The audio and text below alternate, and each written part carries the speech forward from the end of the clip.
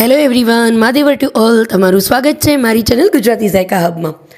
આજે તમારા માટે સ્પેશિયલ ડિમાન્ડ હતી તમારી કે મારે ચવાણાની અંદર પડતી દરેક વસ્તુ શીખવી છે કે કઈ રીતે બનાવી છે તમે, તો એમાંનું એક સ્પેશિયલ છે મોરા ગાંઠિયા. હવે ઘરે જ જારાના મોરા ગાંઠિયા તમે કઈ રીતે બનાવી શકો છો, આજે તમને હું ફૂલ વિડીયો જોજો. પરફેક્ટ રીતે શીખવાડવાની છું કે કઈ રીતે જારાના સોફ્ટ મોરા ગાંઠિયા તમે ઇઝીલી બનાવી શકશો. એકદમ સરસ મારો મોરો ગાંઠિયો.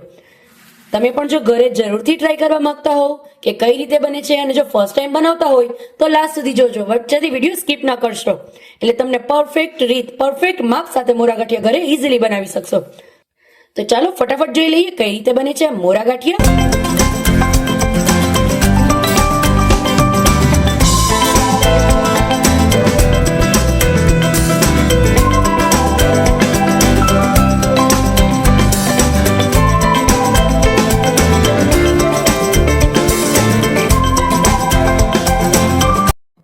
મોરા ગાંઠિયા બનાવવાના છે, તો એના માટે મેં અત્યારે અહીંયા 300 ગ્રામ જેટલો બેસણ લીધેલું છે.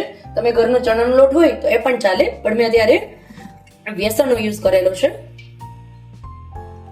એની અંદર 1 ચમચી જેટલી હિંગ એડ કરું છું. તમારી પાસે જો રસિંગ હોય તો એનાથી પણ એકદમ સરસ ટેસ્ટ અને સ્મેલ બંને આવે છે, બટ મારી પાસે અત્યારે રસિંગ અવેલેબલ નથી, તો એટલા માટે હું અત્યારે રેગ્યુલર જે આપણી હિંગ આવે છે એનો જ યુઝ કરું છું. હવે મારી પાસે અત્યારે અહીંયા મીઠું અને ગાંઠિયાનો સોડા આવે છે એ હું એડ કરું છું. હવે એનું પ્રમાણ એવી રીતે રાખવાનું કે તમે 300 ગ્રામ જેટલો લોટ લ્યો છો તો 1 ચમચી મીઠું અને અડધી ચમચી ગાંઠિયાનો સોડા, અને સાથે સાથે આમાં હું 1.5 પાવાલા જેટલું મોણ એડ કરું છું, જેને હું કહી શકું કે એક મોટો ચમચો અને એક આપણી રેગ્યુલર મીડિયમ ચમચી. હવે એનો એકદમ સરસ આપણે પહેલા લોટ બાંધી લેશું. સૌથી પહેલા મોણને એકદમ સરસ મિક્સ કરી લેવાનું, અને પછી જરૂર પ્રમાણે થોડું થોડું પાણી એડ કરી અને એકદમ સરસ એનો લોટ બાંધી લેશું.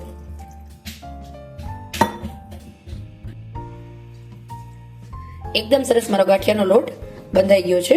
અત્યારે થોડો આમ તો એવો કઠણ રાખેલો છે મેં, બહુ ઢીલો નહીં રાખવાનો. જ્યારે એને ગાંઠિયા આપણે ઉતારશું ત્યારે એને થોડું હળવે હાથે પાણીથી મેશ કરી અને પછી ઉતારશું.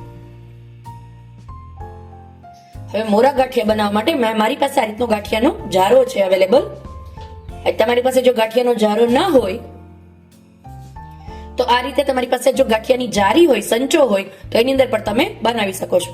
બટ અત્યારે હું ગોળ જેવા જ, મતલબ ફરસાણ હલવાઈ ટાઈપ, મતલબ દુકાન જેવા જ ફરસાણ વાળા જેવા જ મોરા ગાંઠિયા આપણે બનાવવા છે, તો હું આ જારાનો યુઝ કરું છું. હવે આ જારાને જો તમારી પાસે જારો છે અથવા આ જારી છે, કોઈ બી વસ્તુ હોય, એને ફરતી આખી ઉપર નીચે બંને સાઈડ પેલા પાણી લગાવી લેવાનું, અને પછી એની અંદર લોટથી તમારે ગાંઠિયા બનાવવાના. એટલે શું થશે, તમારો લોટ છે એ એકદમ ઇઝીલી છે એનાથી થ્રુ આઉટ બહાર નીકળી જશે, ચોટશે નહીં. હવે એના માટે ગાંઠિયા બનાવવા માટે મેં ઓલરેડી પેલા તેલ ગરમ કરવા માટે મૂકેલું છે. મારું તેલ છે એ એકદમ સરસ ગરમ થઈ ગયું છે. હવે એના પર આ રીતે હું આજે જારામાં જે આ કડી આવે છે એ લોયામાં આપણે લગાવી દઈશું. મારો જારો છે એ સેટ છે. હવે આપણે ગાંઠિયા બનાવી લઈએ. જો તમે કેટલા સરસ મારા ગાંઠિયા બનીને રેડી થઈ ગયા છે ને, એકદમ ઈઝી. પણ ફ્રેન્ડ્સ, આમાં એક વાતનું ખાસ ધ્યાન રાખવાનું કે ફ્લેમ છે તમારો ધીમો હોવો જોઈએ. મારું ઓલરેડી તેલ ખૂબ ગરમ થઈ ગયું હતું, એટલે મારા ગાંઠિયા નાખતા વેત જ તરત જ લાલ થઈ ગયા છે. એટલે હવે બીજી વખત ધ્યાન રાખજો, તમે જ્યારે પણ ગાંઠિયા એડ કરો ત્યારે એનો ફ્લેમ છે એ ધીમો રાખવાનો, અને તેલ પણ એકદમ આવેલું ના હોવું જોઈએ. ફરી પાછા તમને હું ગાંઠિયા બનાવીને દેખાડી દઉં છું. હાથની મદદથી આ રીતે, તમારે હથેળીની મદદથી આ રીતે પ્રેસ કરતું જવાનું ને, એટલે ઓટોમેટિકલી જારામાંથી ગાંઠિયા નીકળતા જશે.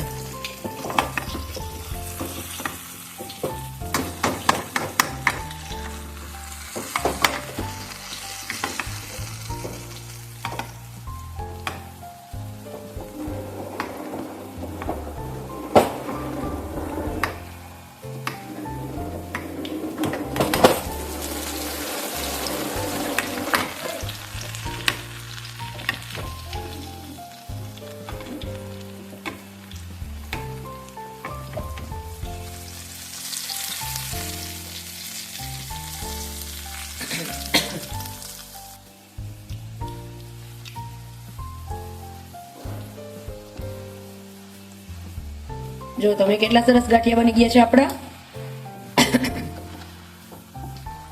મારા યુઝરની સ્પેશિયલી રિકમેન્ડેશન હતું, મને કમેન્ટ હતી કે બધી ડિટેલ્સ રેસીપી મેં ગોપાલ જેવું ચવાણું જે ઘરે બનાવેલું હતું એની ડિટેલ્સમાં બધી રેસીપી અમને જરૂરથી શીખવો. એટલે મેં ચોક્કસ કીધું કે ચાલો હવે સ્ટાર્ટ કરીએ એમાં જ તીખા મોરા ગાંઠિયાથી. હવે મોરા ગાંઠિયા તમે જોયા કઈ રીતે બને છે, એવી જ રીતે સેમ આપણે તીખા ગાંઠિયા પણ બનાવશું. જો ફ્રેન્ડ્સ તમારે જારાના તીખા ગાંઠિયા પણ શીખવા હોય કે ગોળ જેવા તીખા ગાંઠિયા કઈ રીતે બને છે તો મને જરૂરથી કમેન્ટ કરો. હું તમને તીખા ગાંઠિયા પણ પરફેક્ટ માપ, રીત અને પરફેક્ટ ક્રન્ચીનેસ ટેસ્ટ સાથે હું તમને તીખા ગાંઠિયા પણ જરૂરથી શીખવીશ. બટ કમેન્ટ કરવાનું ના ભૂલશો. અને હા ફ્રેન્ડ્સ, જો હજી સુધી મારી ચેનલને સબસ્ક્રાઇબ ના કરી હોય તો પહેલા સબસ્ક્રાઇબ કરજો અને બેલ આઇકન પર ક્લિક કરવાનું બિલકુલ ના ભૂલશો, એટલે મારા કોઈ પણ નવા વિડીયોની નોટિફિકેશન સૌથી પહેલા તમારા સુધી પહોંચે. એકદમ સરસ ગાંઠિયા મારા બનીને રેડી છે. જો તમે મોરા ગાંઠિયા બનાવવા સાવ ઈઝી છે. બસ માપનું પરફેક્ટ ધ્યાન રાખવાનું. જો માપમાં ગડબડ કરીને તો શું થશે, તમારો ગાંઠિયો કાં તો પોચો નહીં થાય, કાં કડક થશે, કાં ફૂલશે નહીં, અને કાં તો તમારા ગાંઠિયાના સોડામાં જો તમારો જૂનો સોડા આવી ગયો હશે તો ટેસ્ટમાં અલગ આવશે. એટલા માટે માપ પરફેક્ટ ધ્યાન રાખજો. અને બને તો ગાંઠિયાનો સોડો જે આપણે આમાં એડ કરીએ છીએ એ સોડા તમને ગાંઠિયાવાળાની કોઈ પણ ફરસાણવાળાની દુકાનેથી ઇઝીલી મળી જશે, જે ફ્રેશ જ આવે છે એનો યુઝ કરજો. પ્રોવિઝનમાંથી લેવાને બદલે ગાંઠિયાવાળા પાસે જઈ અને સોડા લઈ લેજો. તો મારા મોરા ગાંઠિયા એકદમ સરસ બનીને રેડી છે. જુઓ તમે. હવે એને એક પ્લેટમાં આપણે કાઢી લેશું.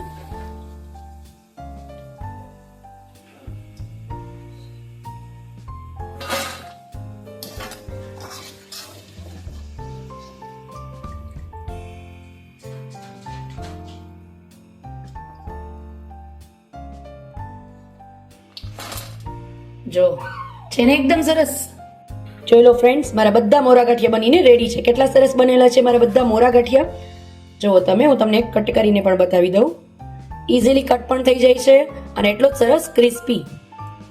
ફરી મળીશું એક નવી રેસીપી સાથે. ત્યાં સુધી આવજો ફ્રેન્ડ્સ. મહાદેવર to all.